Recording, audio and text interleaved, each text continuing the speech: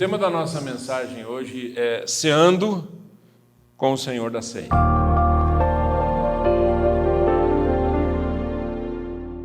Nós vamos conversar sobre a ceia do Senhor. Nós vamos procurar compreender um pouco mais a respeito da ceia do Senhor. Eu sei que vários que estão aqui conhecem esse estudo, conhecem os princípios da Bíblia sobre a ceia do Senhor, mas eu quero que você abra o seu coração e diga: Jesus, fala comigo. Pode ser? Uma outra pessoa está disposto? E o que nós vamos fazer é, começando em 1 Coríntios capítulo 11, vendo o que a Bíblia ensina, e a partir daí a gente vai abrindo esse assunto e abrindo mais e procurando aplicar isso tudo à nossa vida hoje. 1 Coríntios capítulo 11, verso 17. Entretanto, nisto que vou dizer, não os elogio, pois as reuniões de vocês mais fazem mal do que bem. Em primeiro lugar, ouço que quando vocês se reúnem como igreja, há divisões entre vocês. E até certo ponto eu creio, pois é necessário que haja divergências entre vocês para que sejam conhecidos quais entre vocês são aprovados. Quando vocês se reúnem, não é para comer a ceia do Senhor, porque cada um come sua própria ceia sem esperar pelos outros. Assim, enquanto um fica com fome, outro se embriaga. Será que vocês não têm casa onde comer e beber?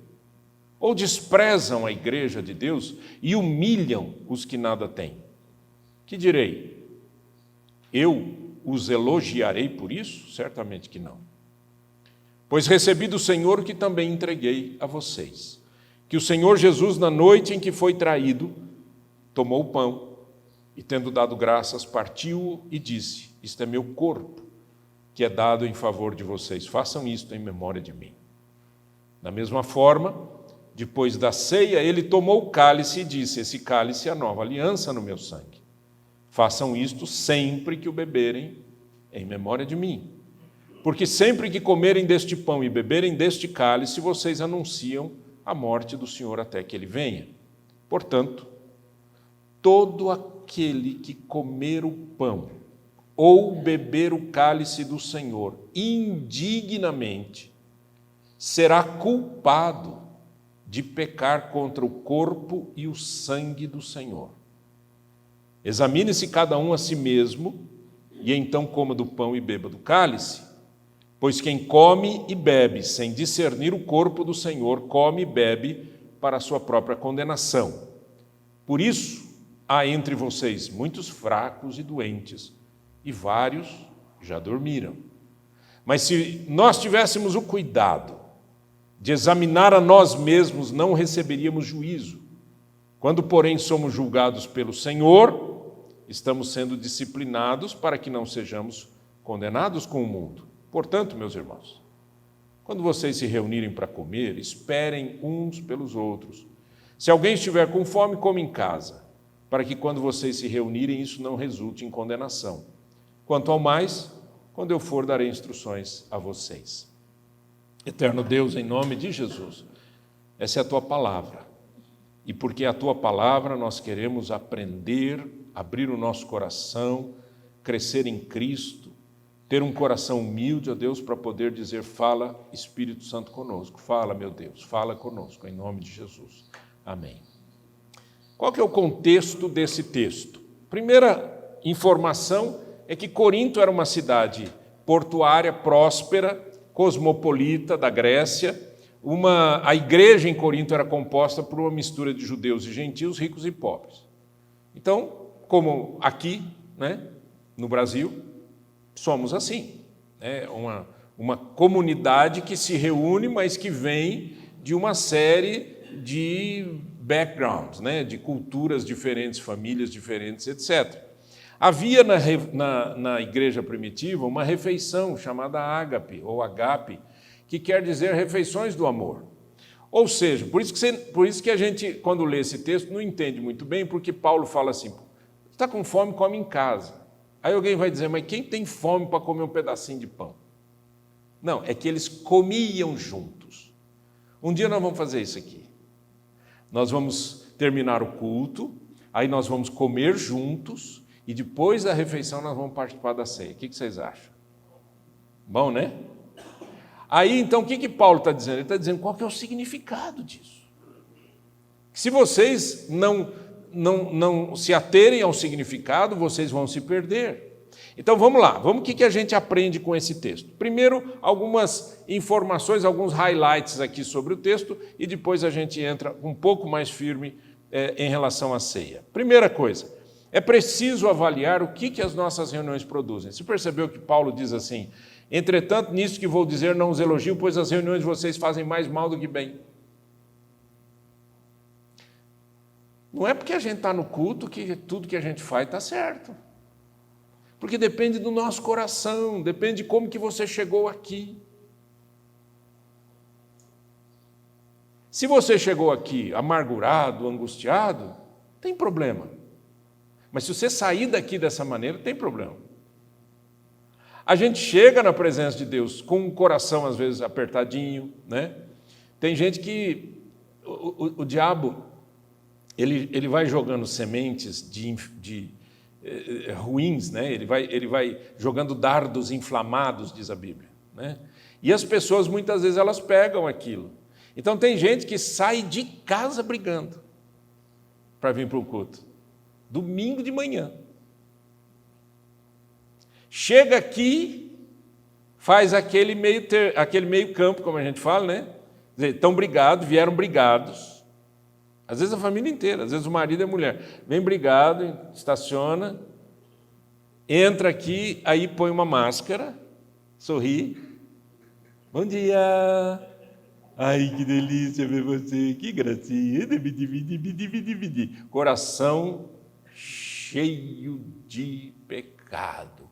Aquilo que está uma coisa horrorosa. Tudo bem. Mas a hora que a gente entra aqui, o que acontece com a gente? O que aconteceu com você hoje? Não aconteceu nada? Se não aconteceu nada, eu acho que está na hora da gente começar a pensar. Sabe de uma coisa? Quando eu me converti, eu não via a hora de ir para o culto. Porque eu sabia que alguma coisa ia acontecer no culto. E não era o exterior. O exterior é assim, a música que a gente canta, o instrumento que a gente toca, as coisinhas que a gente tem. Isso é o exterior. O que o Espírito Santo faz com a gente. Eu ia para o culto com expectativa de que Deus ia falar comigo. Você tem essa expectativa, não? Você fala assim, não, é domingo, vamos para o culto, pessoal, vamos.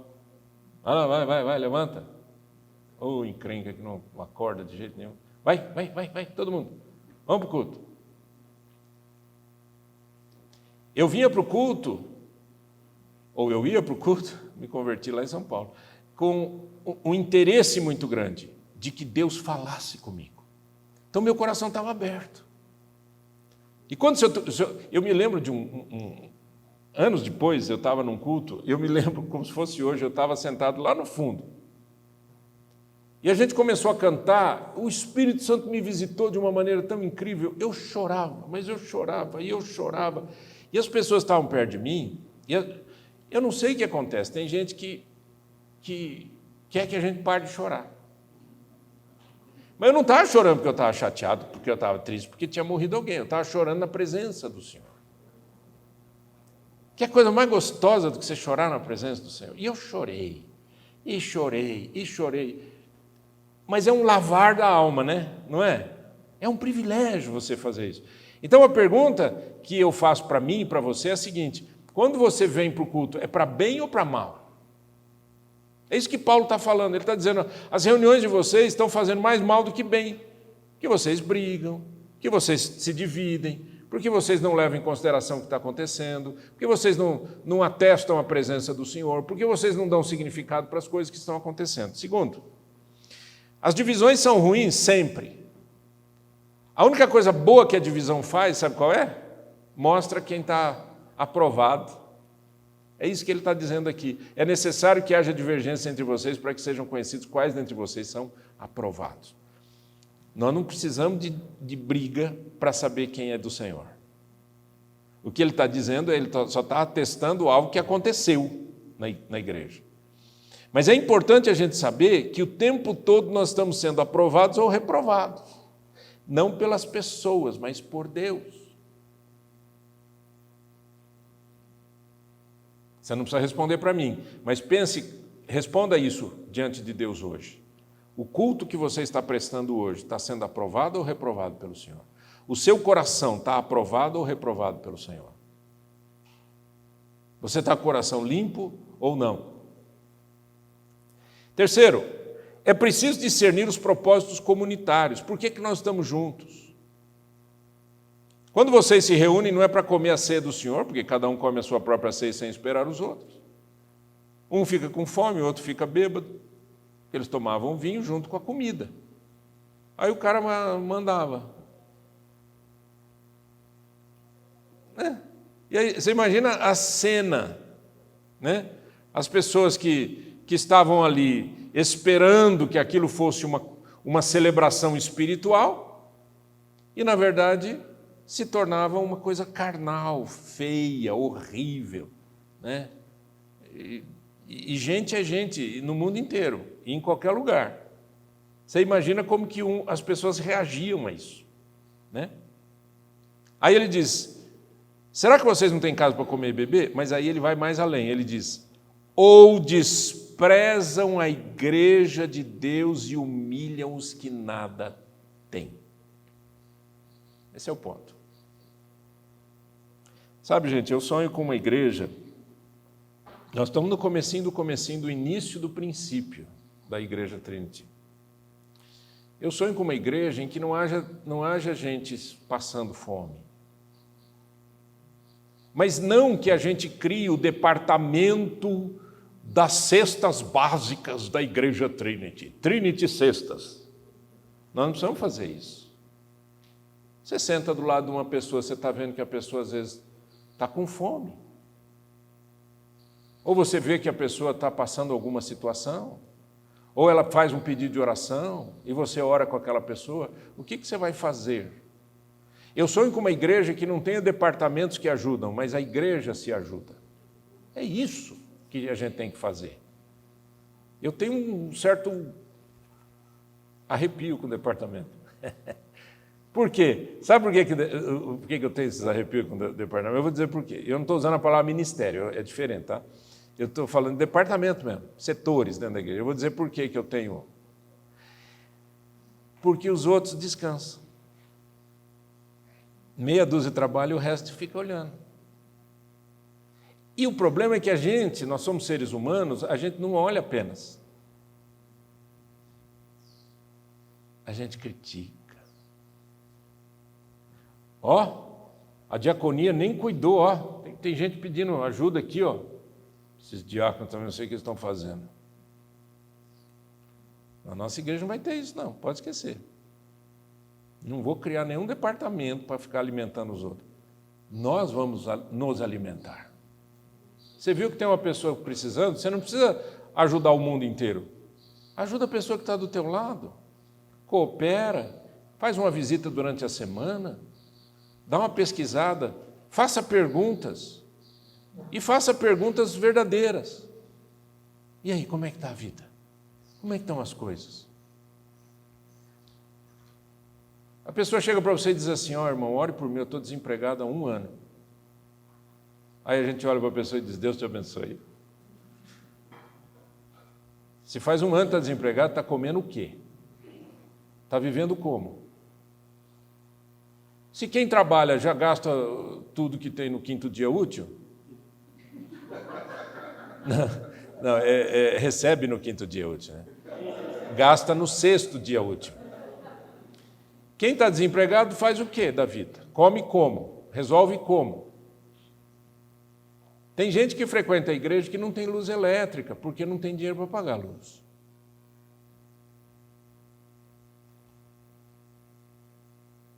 É preciso discernir os propósitos comunitários. Ou a gente é corpo, ou a gente vai continuar fazendo o que a maioria das igrejas fazem, um teatro. Teatro que eu quero dizer é assim, alguém atua, alguém assiste. Termina o culto, vai embora para sua casa. Isso na igreja. Ok, vamos ver 3 aspectos importantes sobre a ceia do Senhor: significado, propósito e prática. Vamos lá? Enquanto eu vou pedir a gentileza do Daniel pegar um copo d'água para o pai. Obrigado, filho. Tem aqui, filhão. O Valdemir já tinha trazido. Abre, porque senão eu não vou fazer um bom serviço. Você também não, né, filho? É filho do pai. Eu sempre tive vergonha de beber na frente das pessoas na igreja. E às vezes você está num culto, às vezes o dia está muito quente, extremamente quente, e a gente já fica nervoso de falar. E com calor, aí a gente sua muito.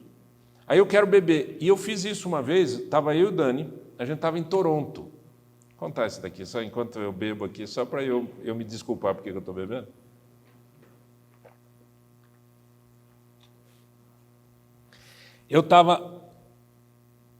Eu fui, a convite do pastor da igreja, eu fui cobrir o pastor quando ele veio para o Brasil. Estava eu e o Dani lá, o Dani cantou, etc. Eu preguei. E eu estava pregando em um calor imenso.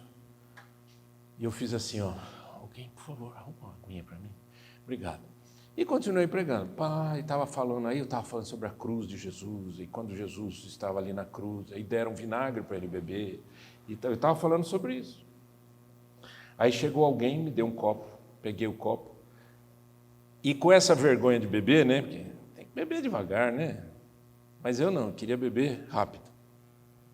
E a hora que eu fiz assim, eu já senti um cheirinho, eu falei, essa água está com cheiro de geladeira. Você já não sei por que a gente fala que está cheiro, é geladeira suja, né, porque eu falei assim, aí eu mandei. A hora que eu fiz assim, gente, era vinagre. Me deram vinagre para beber. Alguém, muito esperto, pegou a garrafa de água que estava na geladeira e colocou vinagre. Porque tem gente que pensa. Então, tem gente que eu acho que vem de casa pensando, meditando, como é que eu posso melhorar as coisas e tal. Vocês já beberam vinagre, não? E a garganta, como é que fica? Eu dei um golão. Olhei. Você tem azia com suco de laranja, né? Azia e essas coisas. Eu falei, misericórdia. Aí eu fiquei assim. E aqui no Brasil tinha gente que estava assistindo bem.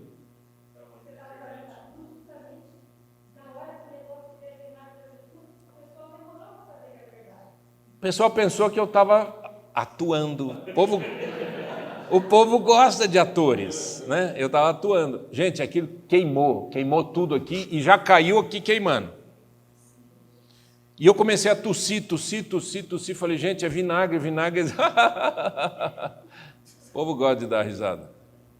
Até cair a ficha. Demorou uns 10 segundos, caiu a ficha de que eu estava falando a verdade.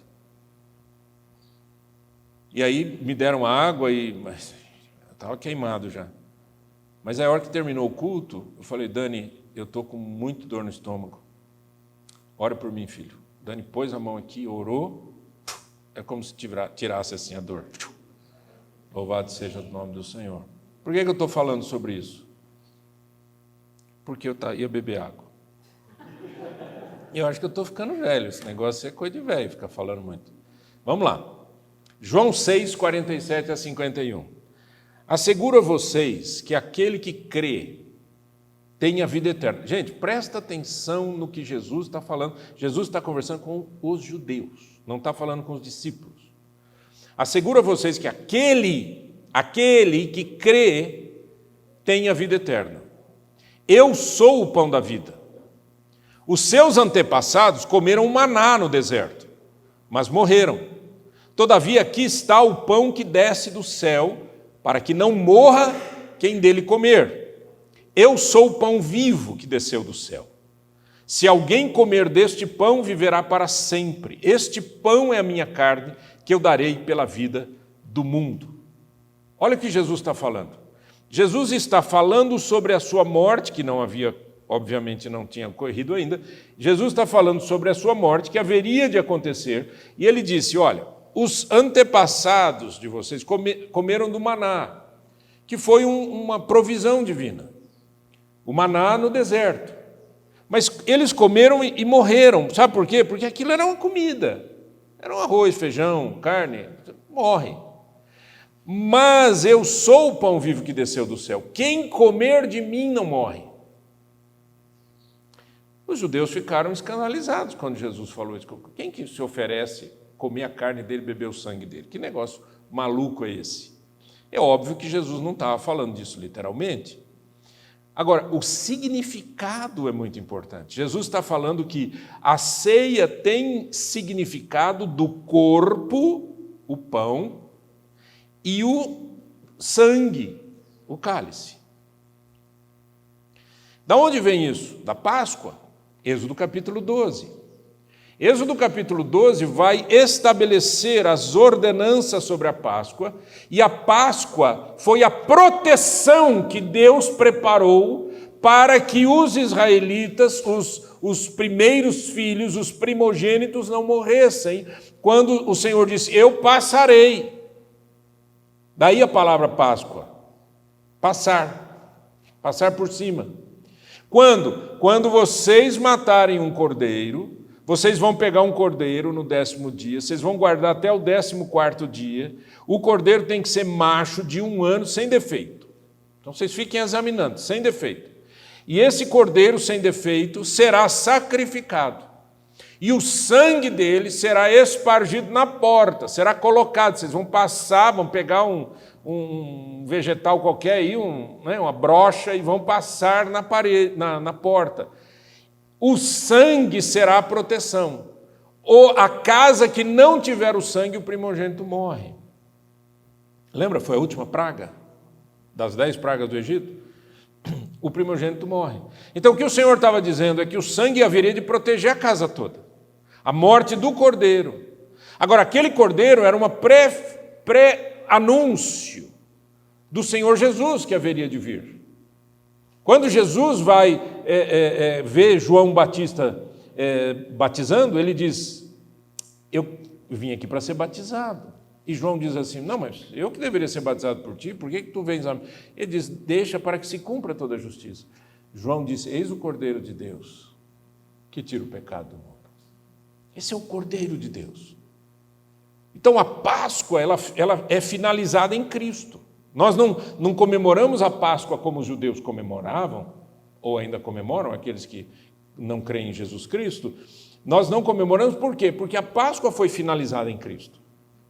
Em Cristo todas as coisas foram finalizadas e foram completadas. Só que a partir disso estabelece Jesus, antes de morrer, quando ele vai celebrar a Páscoa com os seus discípulos, ele estabelece a ceia do Senhor. Então a ceia passa a ser agora, para nós cristãos, aquele momento em que nós paramos e nos lembramos do quê? Que Jesus Cristo deu a sua vida por nós, que ele morreu e ressuscitou, que a carne é o corpo de Jesus, é o pão, e que o sangue foi derramado. Algumas interpretações históricas que a gente tem sobre a ceia do Senhor. A primeira é como que a Igreja Romana trata isso. A Igreja Romana trata isso como transubstanciação, ou seja, quando as pessoas vão à missa e tem aquela hóstia é Jesus. Isso é transubstanciação. A transubstanciação significa que os elementos são a pessoa de Jesus. Eu me lembro quando eu era criança, eu era católico, e eu me lembro de ouvir isso, não mastigue a hóstia, você vai mastigar Jesus. Transubstanciação. Nós não cremos assim. Uma outra interpretação é a consubstanciação. Consubstanciação é os elementos são pão e o suco da uva, são elementos. Mas Cristo está ali.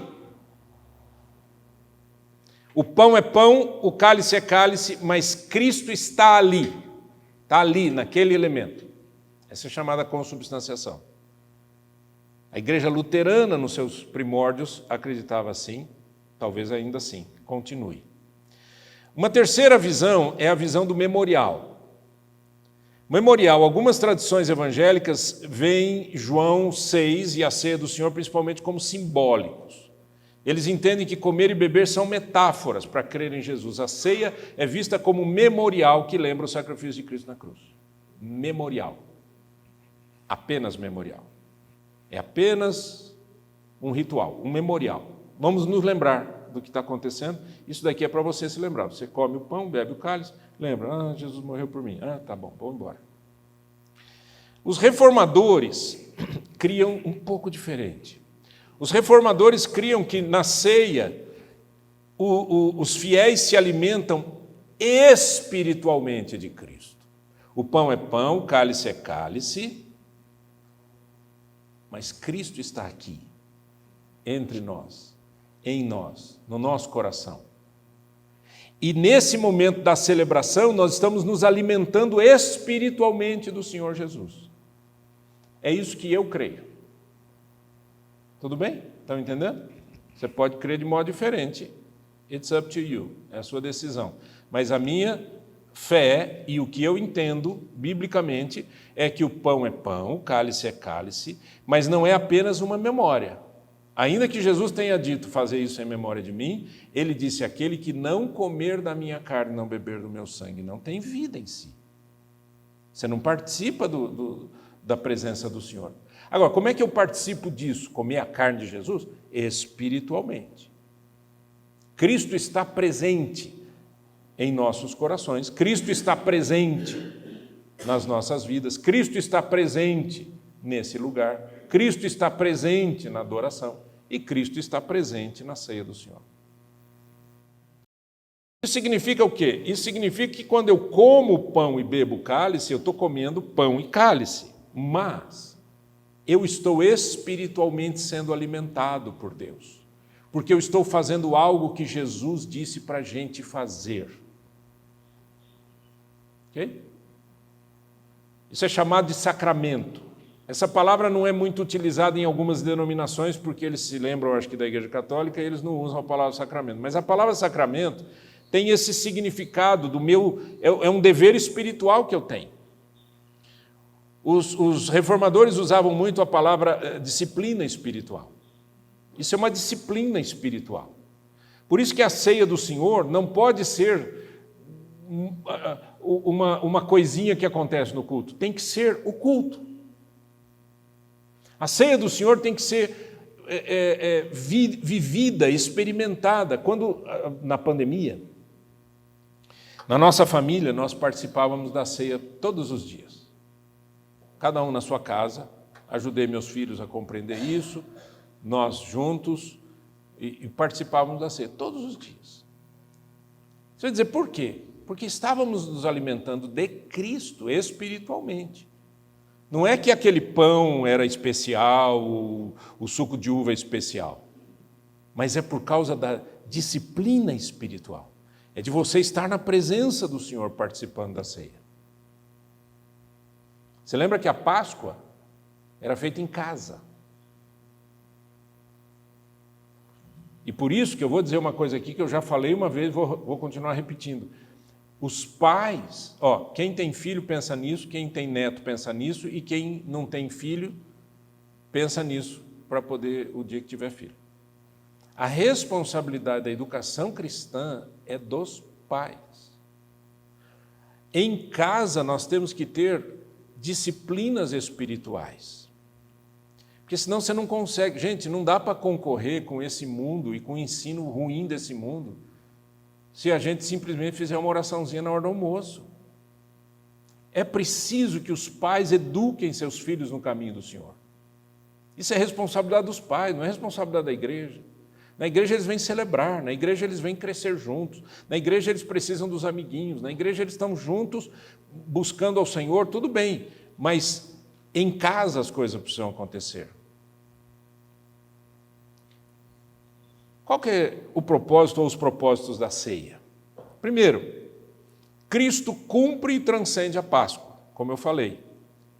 A Páscoa comemora a libertação dos israelitas, né? Quer dizer, eles estavam saindo do Egito e na última praga eles sairiam com os seus primogênitos, porque todos os demais iriam morrer, que foi a praga.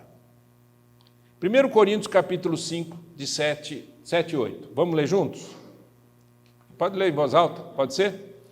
Livrem-se do fermento velho, para que sejam massa nova e sem fermento, como realmente são. Pois Cristo, nosso, foi sacrificado. Por isso, celebremos a festa, não com o fermento velho, nem com o fermento da maldade e da perversidade, mas com os pães sem fermento, os pães da sinceridade e da verdade. Então veja, o que acontece? Na Páscoa, eles comiam um cordeiro, eles comiam pães sem fermento, por isso que eu coloquei aqui, isso aqui chama crostata, né? Eu coloquei aqui, eu acho muito bonito a mesa da ceia com pão bonito, mas não é real, porque o pão bonito tem fermento. Aí, quando, lá na Ágape, lá em Marília, eu pedia para uma senhora que ela falava assim, pastor, eu sei fazer pão sem fermento. Eu falei, irmã, que bênção, faz sim. Ela chega com um pão desse tamanho. Não é que ela, na verdade, ela não pôs fermento, mas ele fermentava. É aquele pão que demora, não tem pão para fazer, mas ficava bonito, grande assim. E aí a gente comia aquele pãozão bonito, dava água na boca de ver. Mas não é o pão da ceia. O pão da ceia não tem fermento. Por quê? Bom, os israelitas tinham que sair rápido. Não dá para fazer pão demorado, tem que ser rapidinho. Aquela massa, pega a farinha, bota a água, dá uma mexida, bota no fogo, sai aquele pãozinho. Ervas amargas, para lembrar do tempo do Egito, para lembrar do sofrimento no Egito. Nessa ceia da Páscoa, havia então esse pão. Esse pão da Páscoa estava presente na Páscoa que Jesus instituiu a ceia, porque eles estavam comemorando a Páscoa.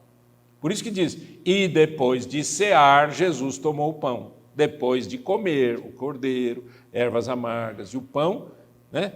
Jesus pega o pão e diz, esse é meu corpo, que é partido. Quando você pega esse pão, você quebra ele, né? Partido por amor de vós.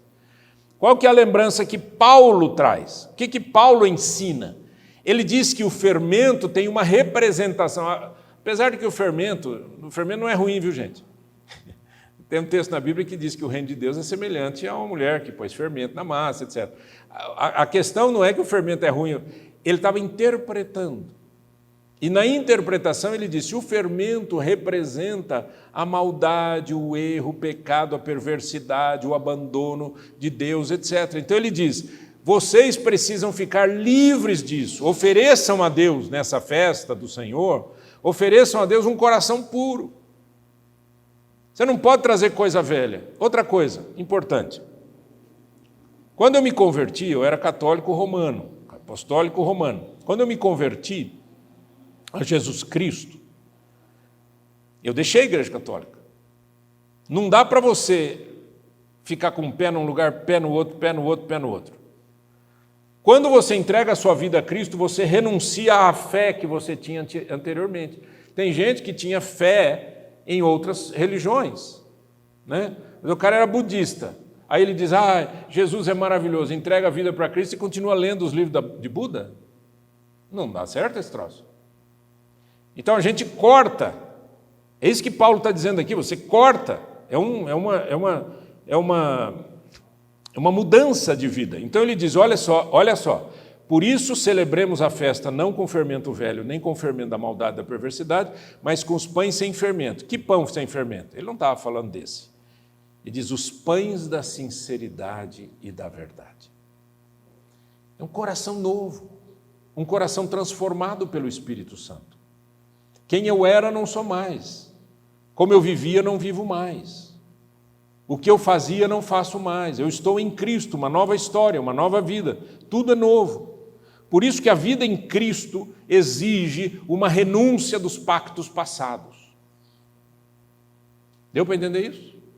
Uma renúncia dos pactos passados.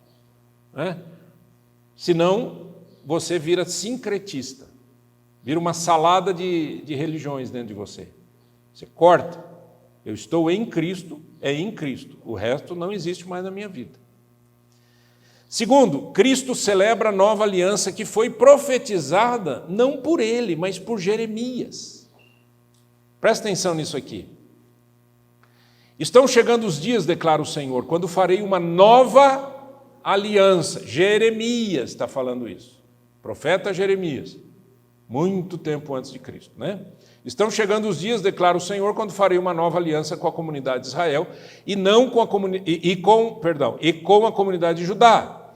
Não será como a aliança que fiz com seus antepassados quando os tomei pela mão para tirá-los do Egito, porque quebraram a minha aliança. A aliança que Deus fez, e a Bíblia é um livro de alianças. A gente deveria chamar Nova Aliança e Antiga Aliança, ao invés de Novo Testamento e Antigo Testamento. A Antiga Aliança, ela começa lá em Adão, lá no Éden. Você tem aliança no Éden, você tem aliança com Adão, você tem aliança com Noé, você tem aliança com Abraão, você tem aliança com Moisés, você tem aliança com Davi, você tem aliança com a terra, tem várias alianças na Bíblia, até culminar com a nova aliança. Mas essa nova aliança, ela é mostrada, ela é falada, ela é profetizada em Jeremias, como ele disse aqui. E ele diz, eu não vou fazer a mesma aliança anterior, porque a aliança anterior vocês quebraram. Continua. Apesar de eu ser o Senhor deles, diz o Senhor, esta é a aliança que farei com a comunidade de Israel depois daqueles dias, declara o Senhor. Porei a minha lei no íntimo deles e as escreverei nos seus corações. Serei o Deus deles e eles serão o meu povo. Ninguém mais ensinará ao seu próximo nem ao seu irmão, dizendo, conheça o Senhor, porque todos eles me conhecerão, desde o menor até o maior, diz o Senhor, porque eu lhes perdoarei a maldade e não me lembrarei mais dos seus pecados. Essa linguagem que eu pus aqui em vermelho é a linguagem de Cristo. Quando Jesus morreu na cruz, o que ele fez? Eu perdoarei os seus pecados. Eu vou perdoar vocês. O sangue de Jesus nos purifica de todo pecado. Se confessarmos os nossos pecados, ele é fiel e justo para nos perdoar os pecados e nos purificar de toda injustiça. Terceiro, Cristo deve ser o nosso alimento diário. Aquele texto de João, eu repito aqui, eu tirei só um print da tela, só para a gente ver rapidinho, olha aqui. Respondeu Jesus, parem de me criticar. Ninguém pode vir a mim se o Pai que me enviou não o atrair, e eu o ressuscitarei no último dia. Está escrito nos profetas, todos serão ensinados por Deus. Não é isso que Jeremias falou? Todos serão ensinados por Deus. Jesus está dizendo isso para os judeus. Está escrito nos profetas, todos os que ouvem o Pai e dele aprendem, vêm a mim. Então deixa eu te falar uma coisa, sabe por que você se converteu a Cristo? Porque Deus atraiu você ao Filho dele. Você acha que você se converteu a Cristo porque você é legal demais? Você estava em casa sem fazer nada, assistindo Faustão e falou assim, sabe de uma coisa? Eu acho que eu vou me converter. Não, isso não aconteceu. O que aconteceu foi uma atração. O Pai atraiu você. Isso não é incrível? Jesus diz, ninguém vem a mim se o Pai não trouxer, né?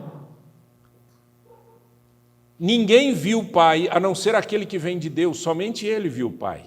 Asseguro a vocês que aquele que crê tem a vida eterna. Eu sou o pão da vida. E aí ele fala aquele texto que eu já li. Vamos continuar, verso 53. Jesus lhes disse, eu digo a verdade, prestem atenção, se vocês não comerem a carne do Filho do Homem e não beberem o seu sangue, não terão vida em si mesmos. Todo aquele que come a minha carne e bebe o meu sangue tem a vida eterna, e eu ressuscitarei no último dia. Será que Jesus estava dizendo assim, morda meu dedo? Não. O que Jesus estava falando? Que tem um sentido espiritual muito importante, muito forte, muito denso aqui. Que quando você entrega a sua vida a Cristo, você está se alimentando de Cristo. Aquilo que o pastor João falou hoje para nós aqui. Jesus disse, vocês me obedecem, eu e o Pai viremos para Ele e faremos nele morada. Nós vamos morar em você. Esse milagre da presença do Senhor, Jesus diz assim, que a gente deve se alimentar disso. Todas as vezes que comerdes o pão e beberdes o cálice, anunciais a morte do Senhor até que Ele venha. Isso tem que ser sequencial, tem que ser vida. Não pode ser um ritual, não pode ser uma coisinha. Da mesma forma, verso 57, como o Pai que vive me enviou e eu vivo por causa do Pai, assim aquele que se alimenta de mim viverá por minha causa. Este é o pão que desce dos céus.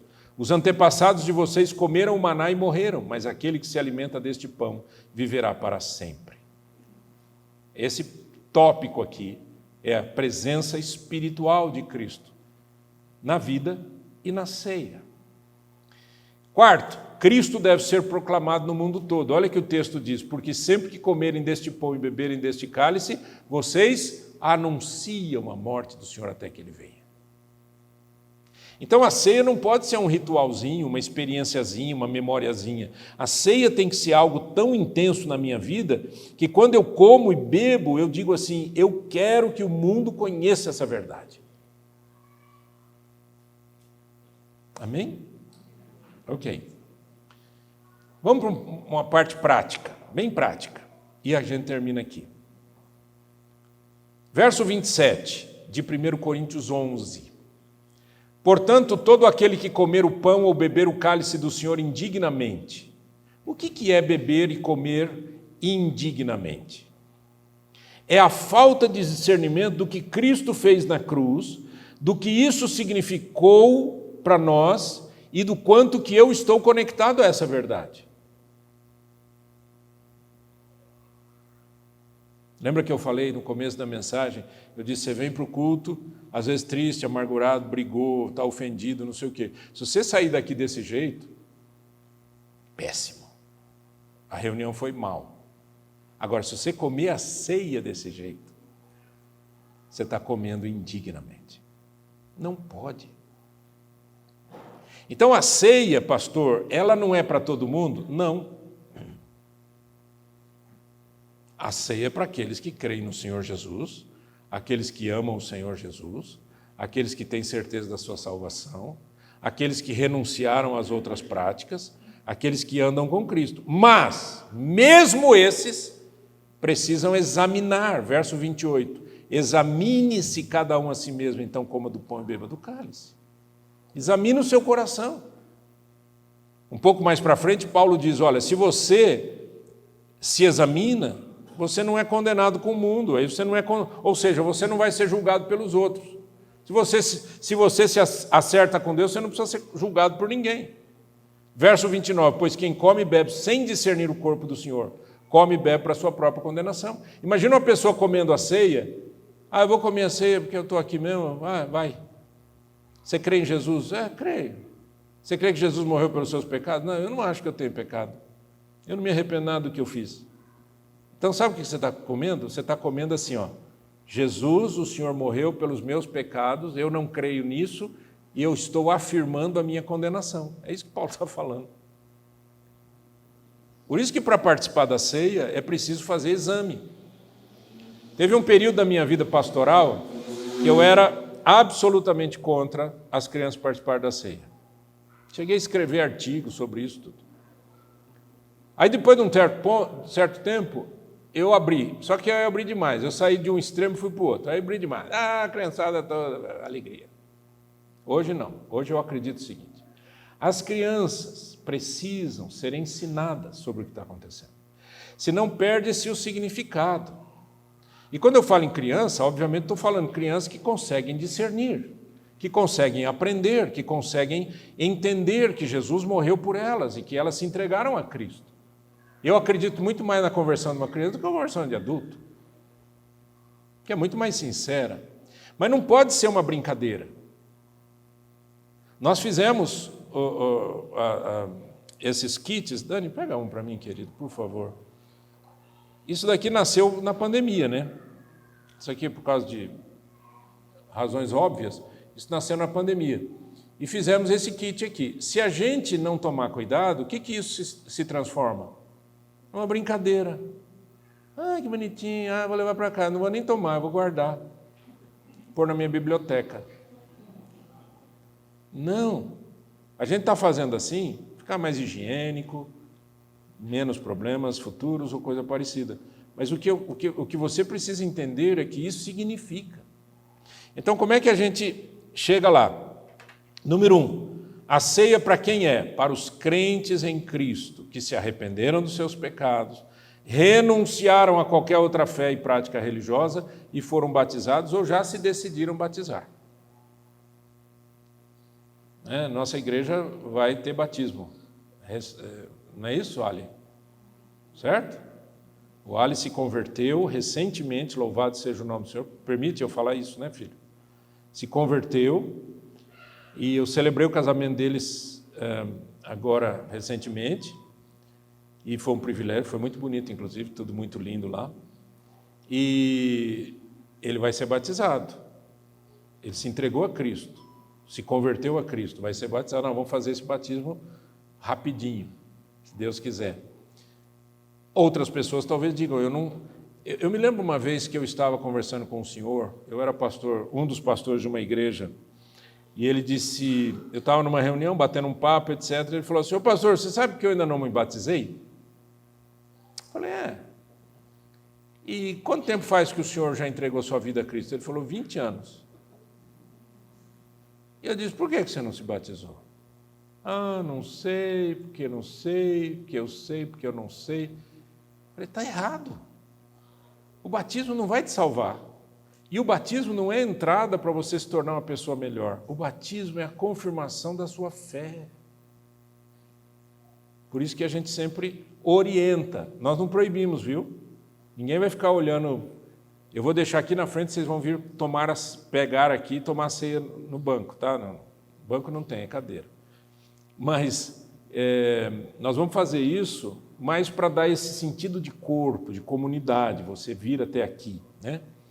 Agora, ninguém vai ficar olhando, nossa, aquela pessoa pegou, não deveria ter pego, né?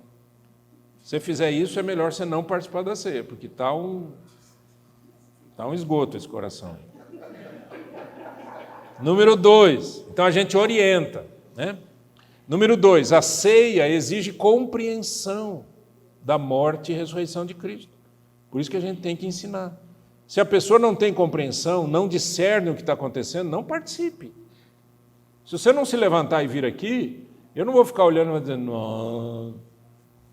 Eu simplesmente vou entender que você não está pronto, ou que não entregou a vida para Cristo, ou que ama tanto o seu pecado que você não quer se livrar dele. E último, a ceia exige uma análise de vida. Examine-se cada um a si mesmo. Olha que bonito isso, gente. Examine-se cada um a si mesmo. Não está dizendo examine o seu vizinho. Examine o coração do seu marido. Examine o coração dos seus filhos. Está escrito isso? Não. É cada um. Examine o seu coração na presença do Senhor.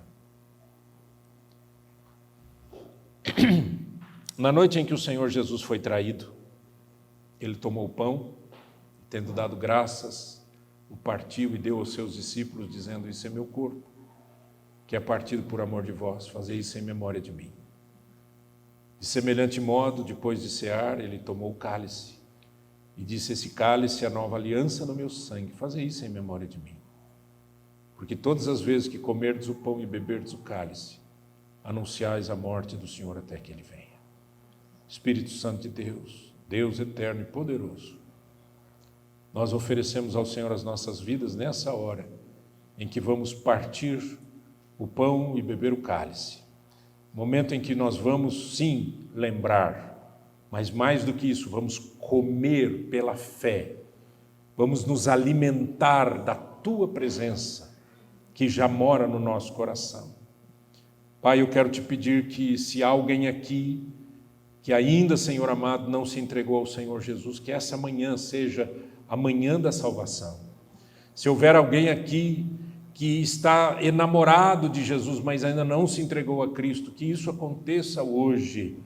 Se alguém aqui, Senhor, está com o coração amargurado, a Tua palavra diz que a gente deve examinar o coração, significa que a gente deve se arrepender, que a gente deve pedir perdão e aí participar da ceia. Pai, eu te louvo por esta Tua presença santa nesse lugar. A Ti a honra e a glória, em nome de Jesus. Amém.